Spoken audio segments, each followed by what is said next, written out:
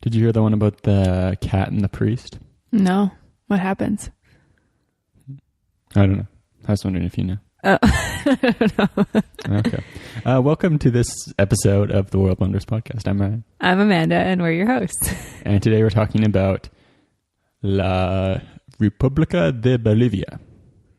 Bolivia. In English. In English. Bolivia. That's Bolivia. Yeah. So we did an episode on Bolivia already, didn't we? We did an episode on what, sorry? Did you just speak English or Spanish? Bolivia. Sorry. Bolivia. Bolivia.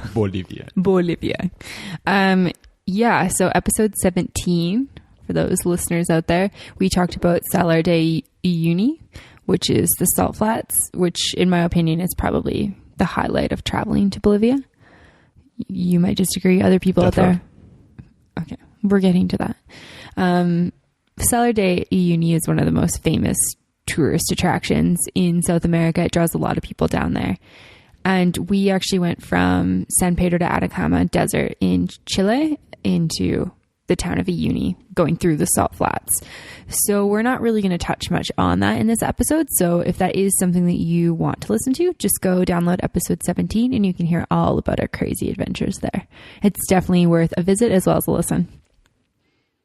The salt flats are worth a listen? Or the episode is worth a listen? The salt flats are worth a visit and the episode is worth a listen. So we came into Bolivia through Uyuni. As I just mentioned. Yeah. And then Bolivia is unanimously I don't know if that's actually unanimously. Anyways, it's the least developed country in South America, I believe. I would agree. I think so. Maybe Paraguay. I guess Venezuela is kind of like turning itself back into like a Stone Age country right now. But at the time of the recording, Bolivia was the least developed country in South America. So we weren't really... You kind of get, as you go like more north in Argentina, it gets more... you start to see a lot more indigenous people. Things are less developed. There's a lot more poverty. So you kind of get like a bit of a taste of what Bolivia is going to be like, but we hadn't really adjusted to what Bolivia was going to be like. So we do the Uyuni tour, finishes in Uyuni, are there for a night. Mm-hmm. There's a really good pizza place in Uyuni, which we'll put a link to in the show notes. And then... Yeah, it's like Minuteman Pizza. Minuteman Pizza, yeah. Yeah, and we talk about that in episode 17 as well, so... That's like the highlight of Uyuni. Yeah, outside of the actual salt flats. And then, so we went from Uyuni to Potosi. Which at one time was the richest city in the world. I think. At least I read that somewhere.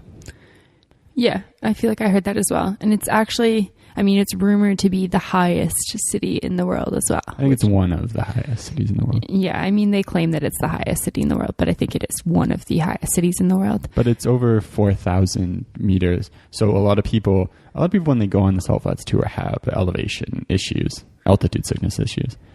And that doesn't really help when you get to Potosi.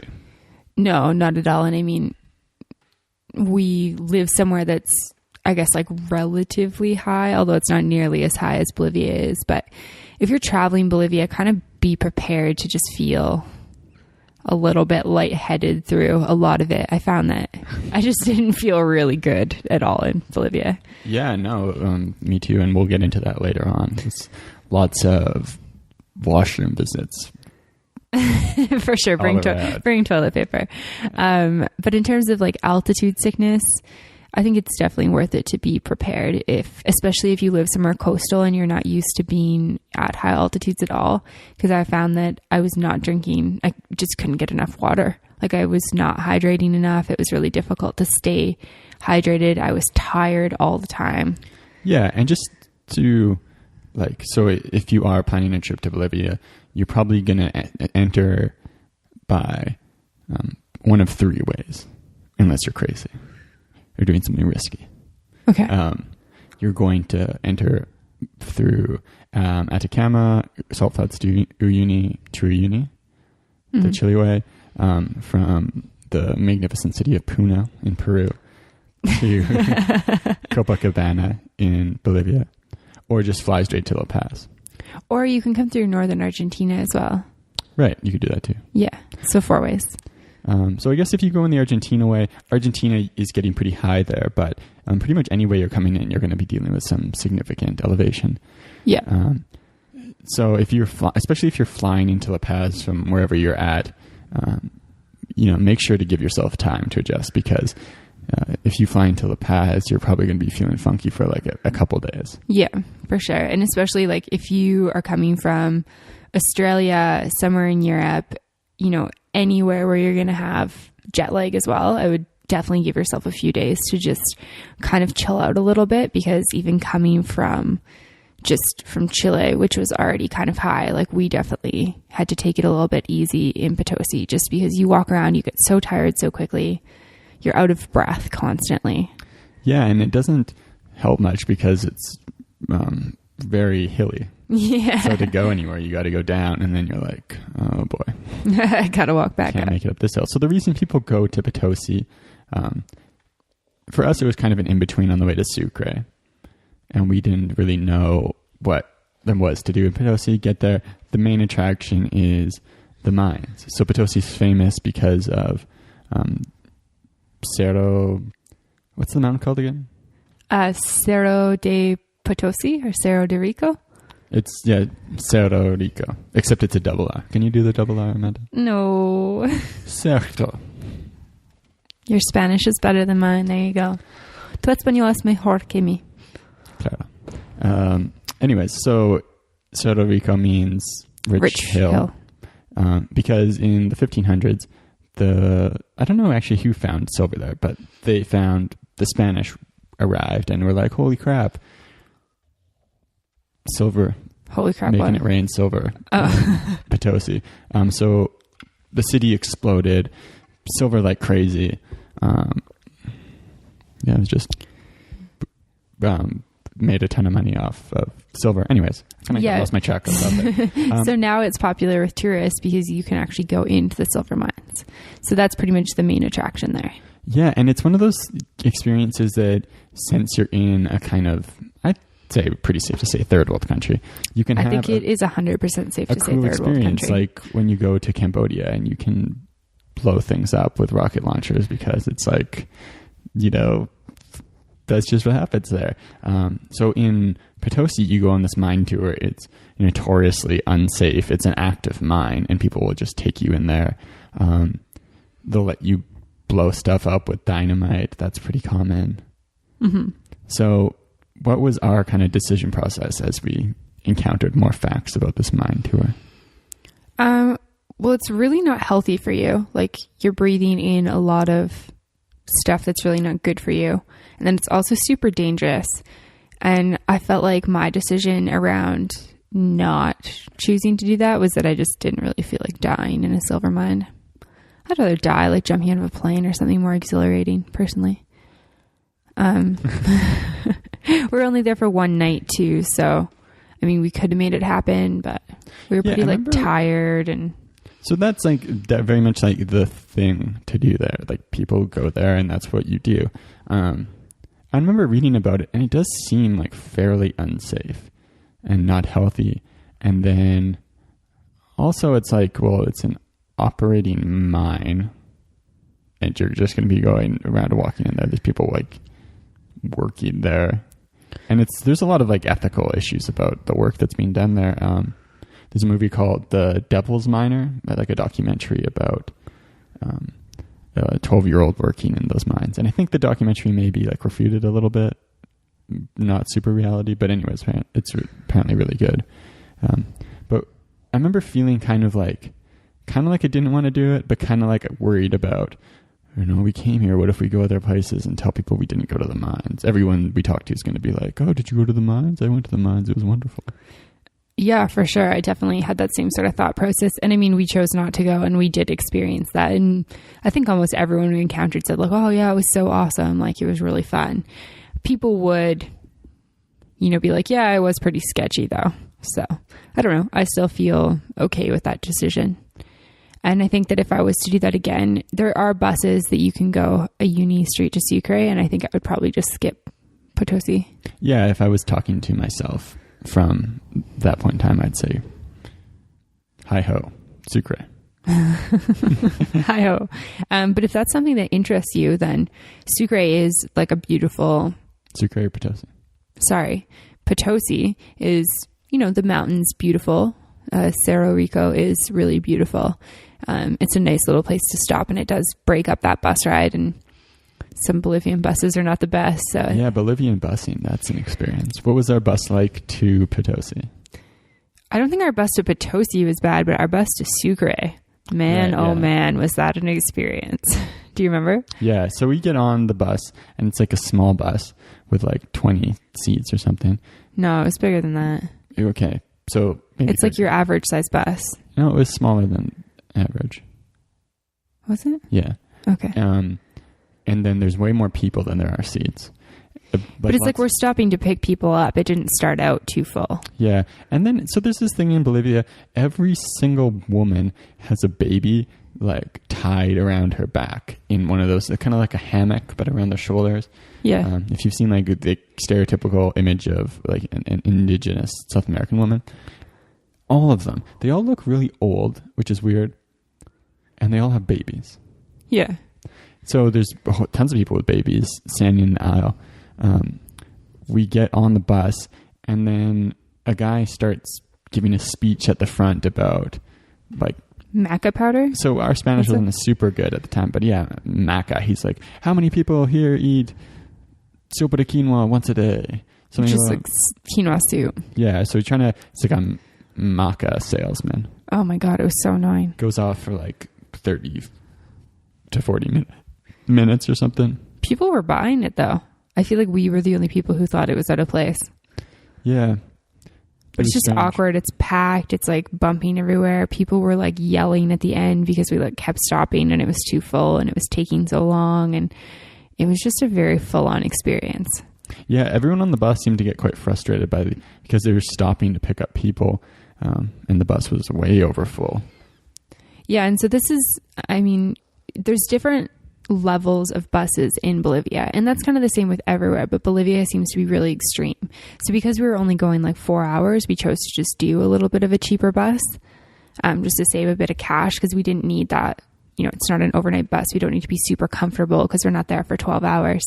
And I think it was really cool to experience that because it really is like Bolivian, but I definitely got this like fear of like, oh my God, is somebody like, because we were stopping so much, anyone could have taken our bags at that point. When I got off, I was like, it's a very like real possibility that my bag did not make it to Sucre with me. And we ended up learning, like, you kind of learn some good life lessons traveling in Bolivia, or at least we did. But it was interesting even before we got on the bus in Potosi. I'm just remembering this now, but we were leaving on a Sunday and the power was out in the city of Potosi and we didn't have any money. Oh, yeah. So we couldn't pay for our stay. We didn't have bus tickets. We couldn't pay for our stay at our hostel. The guy was like, oh yeah, you won't be able to get a bus anyways. So eventually we decide, after waiting a while, finding out the power's not coming back on. They kept saying like, oh, it'll be back on. It'll be on at 10. Oh, it'll be on at 11. Oh, it'll be on at like 1. Yeah. What the fuck? And it's across the city, so all the ATMs don't work. Yeah. We don't have money. So we take a taxi with like what's left of our money down to the bus station. Thankfully, the power does work at that bus station. So we're able to find an ATM and get money out. Mm-hmm. And then at bus stations in Bolivia, it's weird. It's kind of like, I don't know what it's like. It's kind of like being at an auction. Everyone, it's like, especially the one in Potosi, is a big circle. And all the vendors are screaming out where their buses are going. It's like, yeah. Potosi, Potosi, Potosi, Sucre, Sucre, Sucre, La Paz, La Paz, Sucre, Sucre, La Paz. Uni. Yeah. It's crazy. It's like absolute madness. It's so overwhelming. It was one of those times, like that entire bus experience, that I was really grateful to be with somebody traveling. Because I think had I been on my own, I would have been just like, oh my God, just get me where I need to go safely. Yeah. So then we have that interesting bus ride with the maca salesman and over a full bus.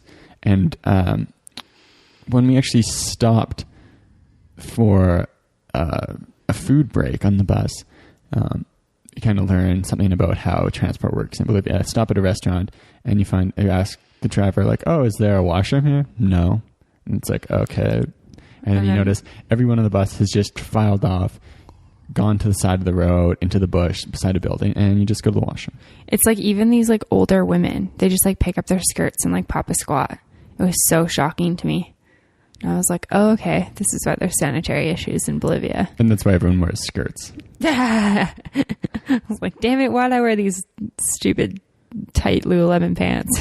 Yeah, but pretty much every bus we took, you had to just go pee on a building or on the side of the road or somewhere weird. Yeah, and I would say like definitely carrying toilet paper, because if you end up with the poops, there's no toilet paper. Yeah, that'd be horrible.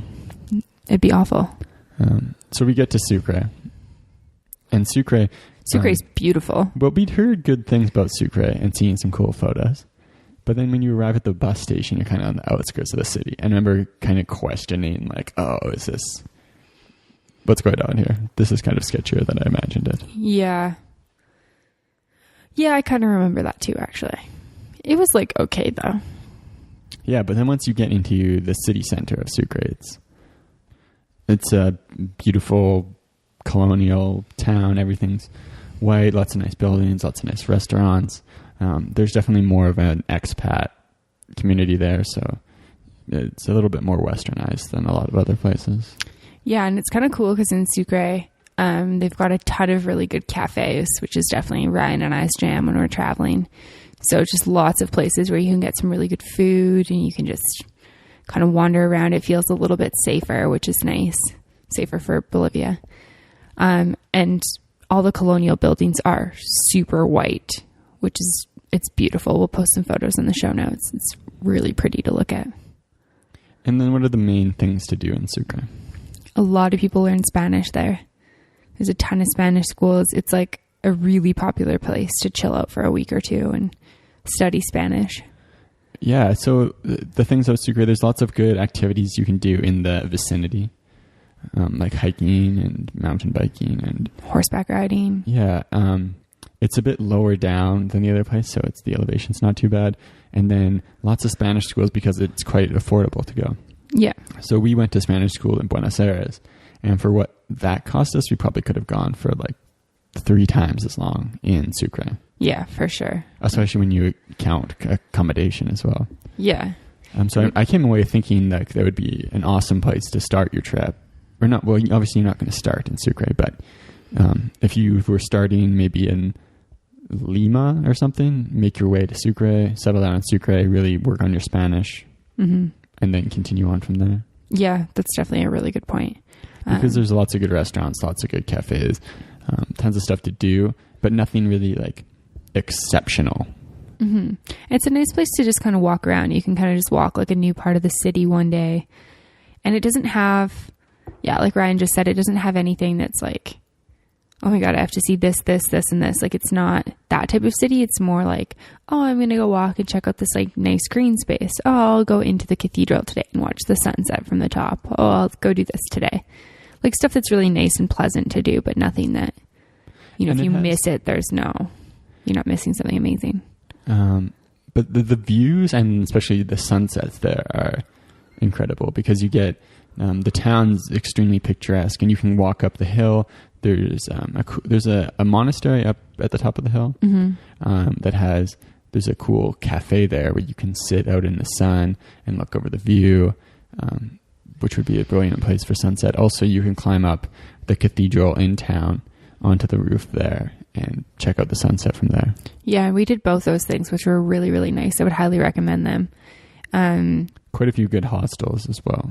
Yeah, we had a hard time picking because there was so many really highly rated ones, which is pretty cool. It's nice to have that as opposed to the opposite where you're like, oh, there's like nowhere good to stay. Yeah, and so if you are looking for, like if there was a place to spend a couple weeks in Bolivia, I'd say Sucre is that place for sure. Yeah, I would agree.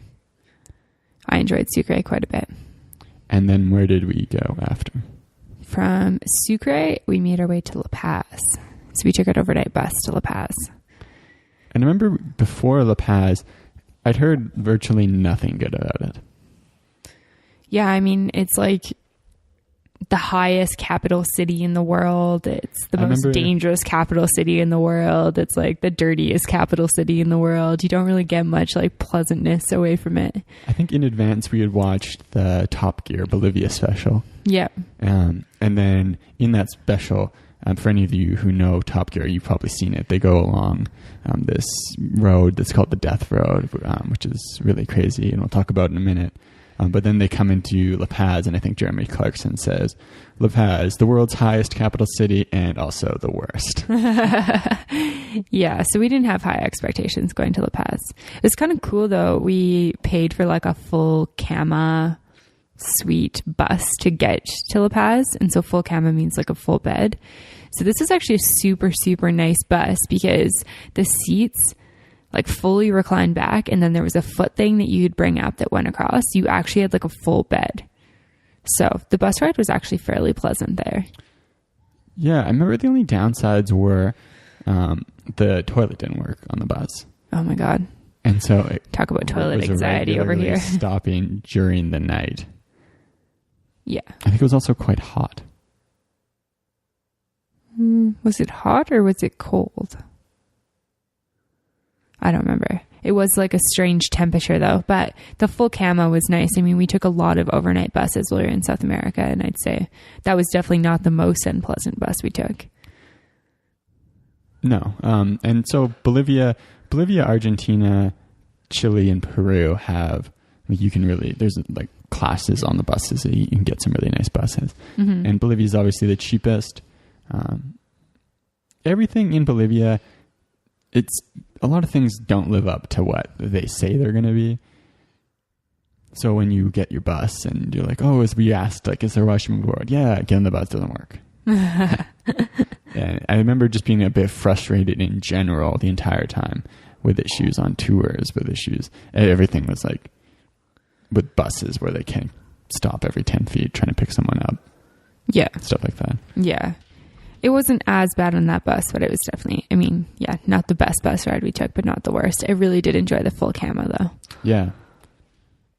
So getting to La Paz, what were your first impressions?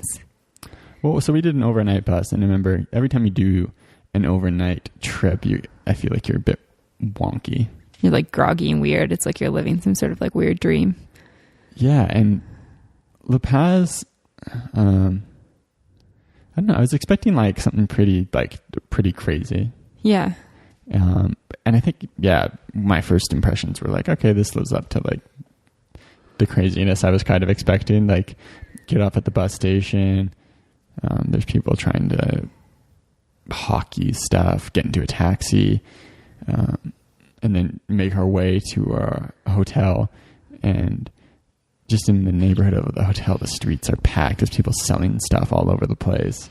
Yeah, we were staying super close to like the witches market and sort of the locals markets, and driving through that, it's just so hectic. You're like basically driving through people, like bumping them to get out of your way, mm-hmm.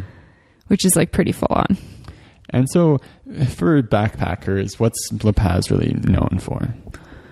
Partying. Lots of people go there to party. Death Road. Biking the Death Road. That's pretty much it, right? Yeah. Like people had told us about, go there, don't stay for very long. Yeah, get in, get out. And then people had told us about, apparently there's lots of like cocaine bars you can go to. Yeah, and they're like always on the move, and some of the bigger party hostels like have cab drivers that can get you there. It's pretty like hush hush. We kind of stayed away from the whole party scene there in general. We stayed at like a quieter, more like guest house type place. Yeah, we're not huge partiers. I wasn't drinking at that point in time, so definitely not going to go check out the Coke bars. Yeah. We did do the Death Road though. Yeah. And so anyone who doesn't know what the Death Road is, a great place to find out more about it would just be to check out YouTube. It's one of the most dangerous roads in the world.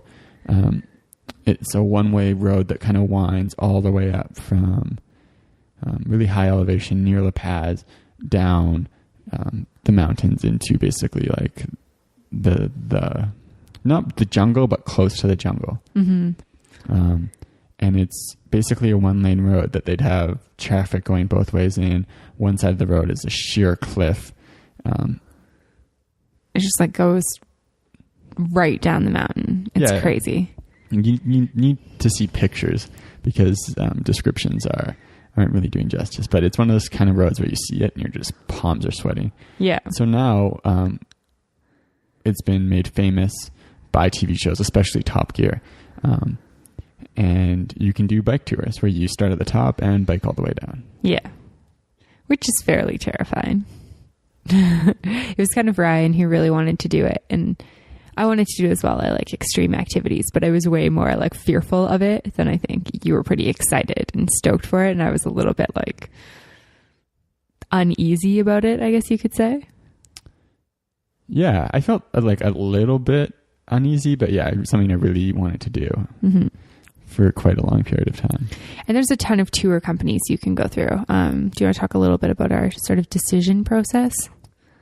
Yeah, I remember it was tough to know what you were getting into, which is kind of a general theme. Like if you listen to our uni episode or a couple other episodes in South America, when you do tours, you don't really know what you're getting. Like sometimes you sign up with one company and some other company picks you up.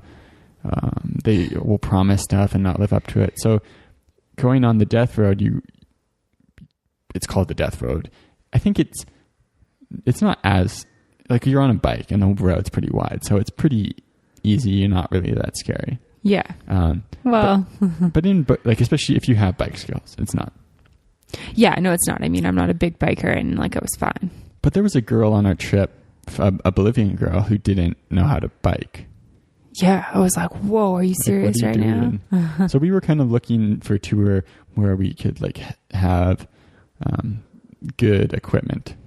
Yeah, good bikes that were reliable. At no point did I want to be going fast and not being able to brake. And so we had looked online, and looking online, everything's got mixed reviews. Some people are like, this is best. Some people are like, this is the worst. I think the one that seemed the most popular was one called Altitude. Yeah, Altitude. And so I think Altitude's the cheapest, and you go in really large groups of people. Yeah. And then we ended up settling on Madness because from our online search, we'd seemed comfortable with. It seemed like it had a decent amount of good reviews. Definitely wasn't all positive. And Madness is like kind of mid-range for price. It's the one is it the one our hotel recommended? Yeah. Yeah, and then you can either pay to do it with a full suspension bike or a hardtail bike. It's more for the full suspension one. So we both paid for that. It seemed like everyone else on our tour was on the other bike, so...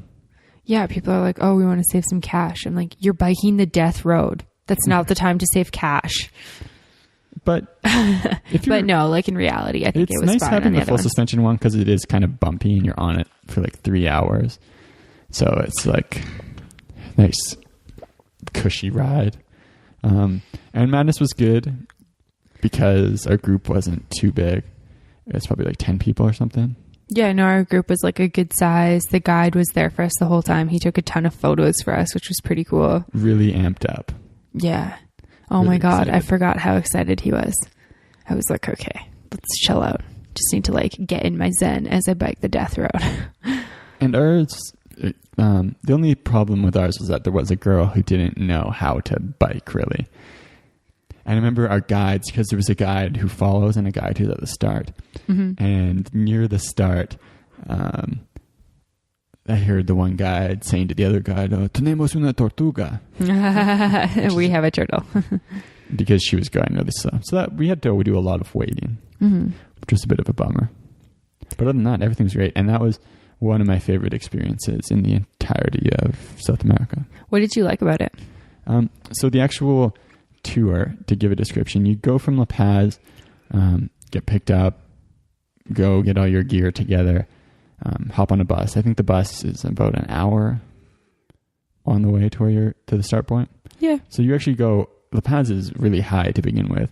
I think it's close to 4,000 meters. Yeah. And then you go up to 5,000 meters, which is really high. So like you're up in the mountains, there's cold, there's no vegetation or trees anywhere.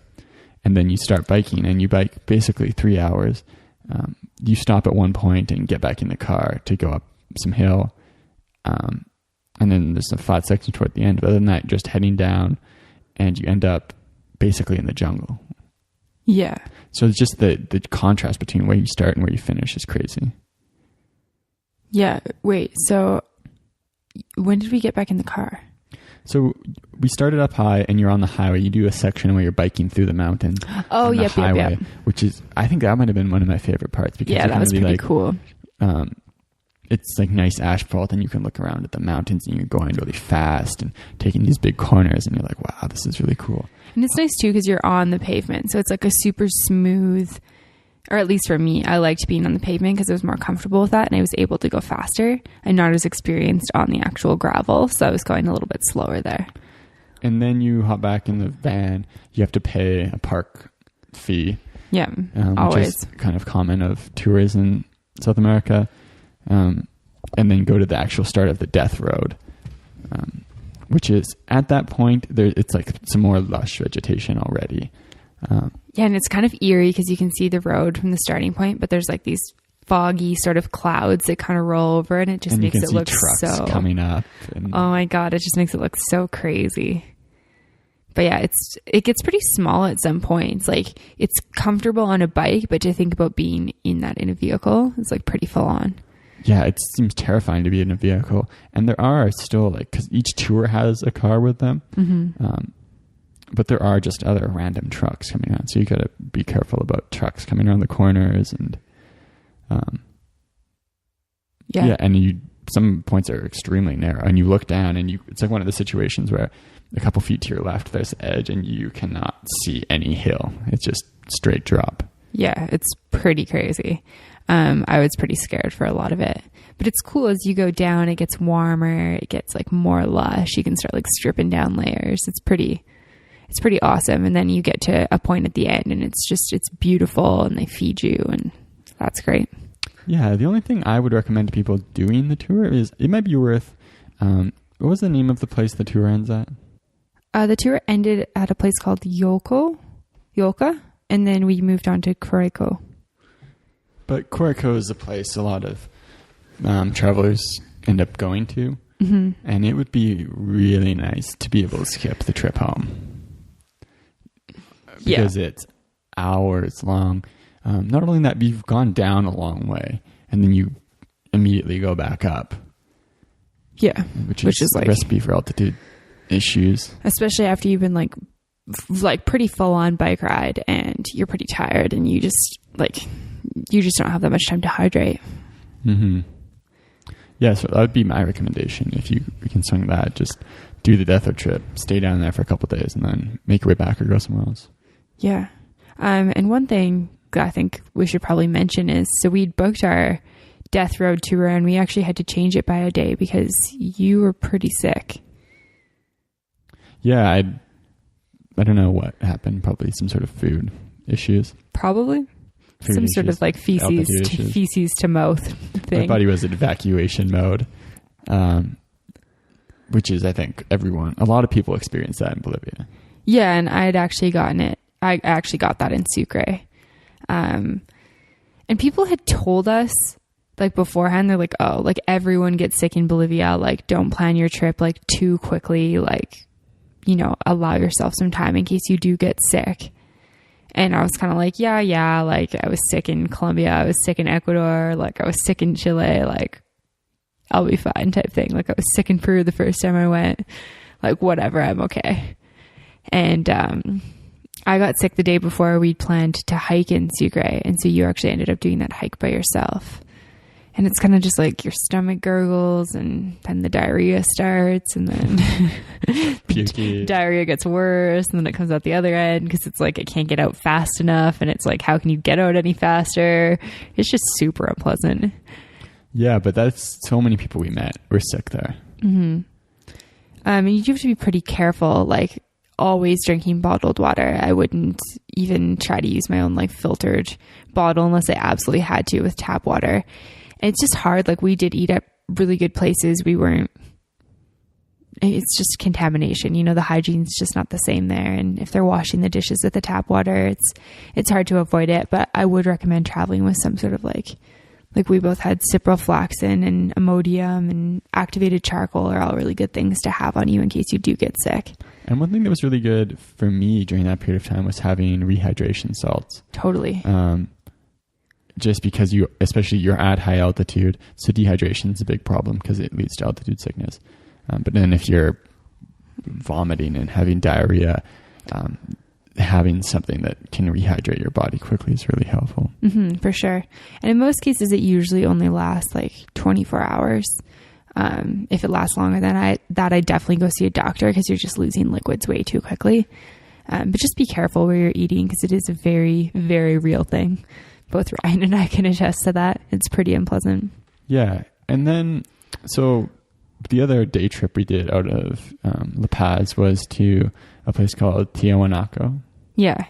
Which is ancient ruins, shrouded in mystery. Shrouded in mystery. Covered with a dark fog of uncertainty. So this day trip's not quite as popular with backpackers. It seemed like almost no one we met actually went there. Yeah, I mean, it costs money to go. Not everybody's that interested. Although having gone, I think it was definitely worth the money. And I think that it's a pretty cool experience, especially if you're interested in history. And so you sort of found out about that through Fingerprints of the Gods by Graham Hancock. Yeah. So that book is really, really interesting to read parts of. I mean, it's a massive book, but to read parts of it if you are traveling South America, because he kind of gives sort of different theories on the Nazca lines and Machu Picchu and Tiwanaku. And it's sort of along the lines of like, they haven't found any tools that people could have created these like crazy ruins. And so it's kind of along the lines that maybe there was life before the Incas, and the Incas just kind of added to these things. Yeah, that in that section, I think the whole book's kind of themed around evidence of an ancient civilization. More ancient than the Incas. Yeah, so the idea in South America is that like the Incas in like the 1500s or something like that, were building like Machu Picchu and all this stuff. Mm-hmm. But then there's kind of all this so that they were kind of the first what's thought to be like civilization, I think, in South America. And so they're like, oh, Tiwanaku, which is this amazing temple complex built by some sort of group that was in Chile, Peru, Bolivia, Argentina, but apparently is fairly like not that developed, but has been able to do this like amazing thing. Yeah. But I'd definitely, if you're a traveler who's thinking about going to South America, for sure, that Fingerprints of the Gods has a lot of cool stuff that would make your trip just like more interesting. Mm-hmm. Really gets you thinking too, which I think is pretty cool, because when you go on this tour, like they just don't really have many answers about Tiwanaku. Like it's a very, as we said before, it's very shrouded in mystery. Like they just don't have a lot of answers for any questions you might have.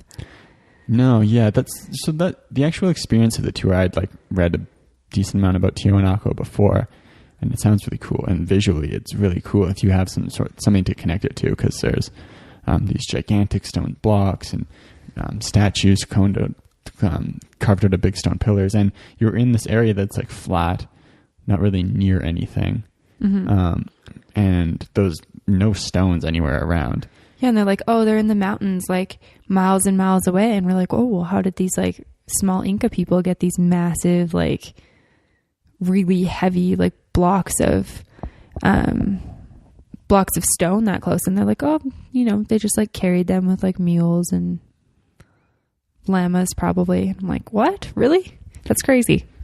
Yeah, the guide on our tour was really like succeeding at making the tour uninteresting for me. She just didn't have answers to like any of your questions. And not only that though, like just not very like charismatic, engaging. I remember being quite bored. But would you still say the tour is worth going on? Would you still go to Tiahuanaco? I'd definitely go. I might try to do it myself then. Okay. Instead of going on a tour. Going by yourself places, it's always an adventure, which is fun. It's so much more fulfilling too at the end. Yeah. I don't know if fun's the right word. Fulfilling. Yeah. Going by yourself. It might be good to go, like, you could go there and then proceed on to Copacabana. Or go there from Copacabana instead of trying to do a day trip by yourself. But I think the tour took a lot out of me. Okay. That's fair. Yeah, but it's really cool place. And it's just interesting too because not found, like, I don't think it was found that long. No, it was found quite a while ago. But when the Spanish showed up, they just kind of raided it. It's weird to see that, like, our culture is kind of, I guess our culture is fairly destructive of other older things, but the Spanish just showed up like, oh, sweet, stone blocks. We'll just take these and build a church with them. So there's a cathedral built with stone from Tiahuanaco. Yeah. All sorts of stuff like that. Yeah, it's a pretty interesting sort of thing now to go and see, especially if you're interested in the Incas and sort of the history that is in like Peru and Bolivia. It's pretty cool. Yeah, and especially if you've gotten to Machu Picchu, if you've seen like Sacsayhuaman and their sexy woman or whatever you want to call it in Cusco. Yeah. And the Nazca lines, Tiwanaku is like right up there with those. For sure. Yeah, it's spectacular. Like the stones are crazy. In a lot of ways, like somewhat better than Machu Picchu in a lot of ways. I mean, it's very different. Like the landscape isn't as cool, and I think that's one thing that really makes Machu Picchu, and why it's so popular is the fact that you're like on top of this like little mountain that's like this little pedestal in a valley. Yeah, I remember thinking though, like if Tiahuanaco wasn't in Bolivia, would this be more popular? Well, no, not just would it be more popular, but would it be like, really popular? And I kind of feel like it would be. Yeah, I mean, it's hard to say. It is pretty cool, but yeah, I don't know. I just do not know. Definitely worth checking out though. Yeah. So we kind of use La Paz as sort of like our landing pad, I guess you could say. Our hub. So from La Paz, we made our way to the Pampas, which are the wetlands in Rurrenabaque. And that was quite the adventure. We made our way to the La Paz airport and we waited. And then we got on what at that point I thought was the world's smallest plane, which I was actually corrected by when we got to the Nazca lines. But this plane was like a little torpedo. And it was terrifying because we flew over the mountains into the wetlands, onto like a dirt runway, into like a little house that was the airport. Yeah, I don't think it was particularly terrifying. I was pretty scared. But just by the smallness of the plane? Yeah, and it was just like crappy and old. But there's nothing like weird. Scary about small planes. Oof. It's just not what you're used to. That plane was crazy. I thought I was going to die. Anyways. And then we like wait for our tour and it's like they pick us up and everything's like chaotic as always. And then we're like, oh shoot, we need water. So then we have to go get water. And anyways, we get into this Jeep and we start going and we must have got like... Well, that's not... So we get to the airport and the airport in Rurrenabaque is kind of funny. It's like a house and there's like cattle near the runway and stuff. Right, because that's not terrifying while you're landing. And then there's some pigs and chickens. Our tour is apparently supposed to pick us up at the airport, and then we're like sitting there waiting, and it doesn't. And we're like, oh, what's going on here?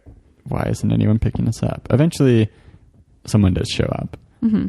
And then there's this other guy on our tour who's told he's booked with a different company. Oh, yeah.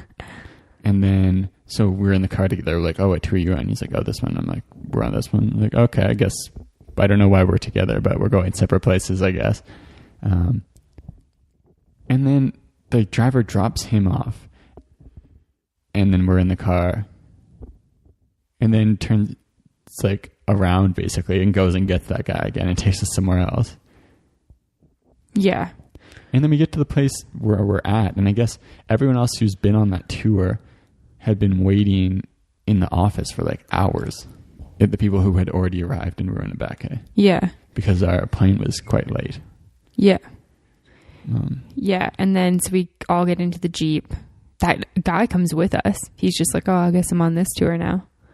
Because it's like they'll promise you a tour, but then if there's not enough people, instead of just being like, oh, there's not enough people for this tour, they'll just like slap you somewhere else. Yeah, so we talked about this in our Eric Keep episode. Same thing happens to us. For the Coca Canyon, yeah. Very common everywhere in South America, it seems like. And they just like don't own up to it. There's no responsibility for like, oh yeah, sorry, like that was like, that's not running today, so you're going to go on this one. It's just like, oh no, like this is what you booked. It's like, no, it's not. Anyways, he was like fine with it. We get in this Jeep and it's just like bumpy down this crazy road. More than one time I thought that the Jeep was going to tip over. Yeah, like, so it's a dirt road, but it's rained recently. So there's a lot of like really muddy bits. And this Jeep, it's like a 5-seater Jeep that they've stuck an extra bench in the back, kind of like the Jeeps they use on the Salar de Uyuni. And so there's a lot of us in this Jeep. And there's 7 of us. 8 of us. You're going... Our driver got stuck a couple times and had other people pull him out. He's going really fast, like scary fast. It kind of seems like... I wonder if he was like drunk or something. He seemed a little crazy. Oh my God. Like it seemed like the other drivers would be upset with him because they kept having to pull him out. Because there's a whole bunch of other tour drivers going at the same time. Yeah. For other companies. Anyways, eventually, he tries to like really go fast through this one section, and we kind of like lose control, I guess, and like kind of crashes into the bank. Oh yeah. And he like puts something, I don't know much about like the way cars are set up, but I think he like dislocated the axle or something. And then they use like some sort of string to tie it back together. Yeah, so he lost the steering. I don't know much about cars, but he'd lost the ability to steer. And they fixed that with like duct tape or something. I think it was like string. I don't even think it was duct tape. It was just crazy though. I have a photo of him just like underneath the car, and that was like trying to fix it. And that was like the second time that happened. It was so terrifying. Me and one of the other girls, she was Irish, we're just like sitting in the back, just like clenching onto whatever we can. I was like fully prepared for when it tipped to like flip myself so that my feet were the first thing to go out. Yeah, and you don't have much space in the back because it's not supposed to be a seat. So you kept hitting your head on the roof. Oh, yeah. And then, so we kind of fixed the steering, but we've crashed. So we're like, okay, this is a bit sketchy. Maybe he'll drive a bit safer now. No, didn't do that. He was like still out of control because we were super late by this point. He like just keeps driving like a maniac. It like breaks down once more, and then finally, like 2 hours later, we finally get to. But so it broke once more, the steering. Yeah. And then he went back there and he's like, "Oh, I'll just fix this by taking off." So at that point, some part of the suspension had fallen off, so he takes it off, and just leaves it on the ground, and then gets back in the car and he's like, "Let's go, let's go, let's go!" Like we get in the car and we're like. The Czech guy was sitting in the front at that point, and he's trying to tell the driver that he left the thing. Driver doesn't seem to care. So he left this like part of his car on the road. Yeah. And then we drive for like 20 minutes more, and then he starts asking us something about, I think we stopped. Once we stopped, he's like, "Oh shit, I forgot that part. I need to go back for that." Oh yeah. So we just decide that we're going to wait instead of going back in the car with him. Oh, yeah. So we wait on like the side of the road in our group, and he goes back, and we're like, hopefully he comes back with like our bags and stuff. And then he did come back, and then we drove for like another half an hour before we finally got to where we needed to be. And then we get in a boat, and we had to drive to our like Pampas lodge. Which is, even farther away. Yeah. So that was like full on. That was probably one of the most overwhelming travel days I think I've ever had. And it gets really frustrating after you've been on like tour after tour, and like it just never lives up to what it's supposed to be. Yeah, I mean, this is like 4.5 months, 5 months of travel in, so like we're pretty like, okay, stop screwing around with us, like just stop. We're kind of over it by that point. But we'd heard that the Pampas are pretty amazing, and I felt like they were pretty cool. Yeah, definitely. But like the thing is, with those tours, you eventually like kind of come to realize that when you have, in the moment, it's like frustrating, but afterwards it's like, okay, that's kind of like it's a good story at least. Yeah. Yeah. No, it's like, and you kind of like test your patience and you learn to be more kind of happy with what's going on. And like, things can go wrong. I'll be fine. And I'll have a good story afterwards. Yeah, that is very true. And that is like probably one of the most hilarious travel stories we have. It doesn't sound hilarious in this moment. And rethinking living it, I feel like kind of frustrated, but a little bit terrified. But it is like pretty hilarious when you think about it. And it's a good thing to remember just in life in general. Like, yeah, sometimes you just when have to something's beyond your control, there's no point in getting frustrated about it. You're being angry about it. It's not going to help. Yeah, you just have to kind of like let it go. Just like let it happen. Yeah, that's pretty much all I can say about that. And then so in the Pampas, which is like Rurrenabaque is down kind of near with the Amazon part of Bolivia. The Pampas are kind of the so it's like outskirts it's actually the northwest corner of Bolivia. Yeah, and the Pampas are like the wetlandy part of the jungle. So it's not super jungly. It's kind of everything's like it's all water. So you do everything. You like leave by boat, and then you stay on this place that's like wooden. It's raised above more water, and then you take a boat everywhere you go. And so it's all wetlands, like it's all marshy area. Yeah, and it's just amazing nature there. Mm-hmm. You see freshwater dolphins. We saw sloth, alligators, weird sort of gigantic rat things. Birds like crazy. Oh yeah, we saw so many birds. If you like bird watching, definitely go to the Pampas in some way or another.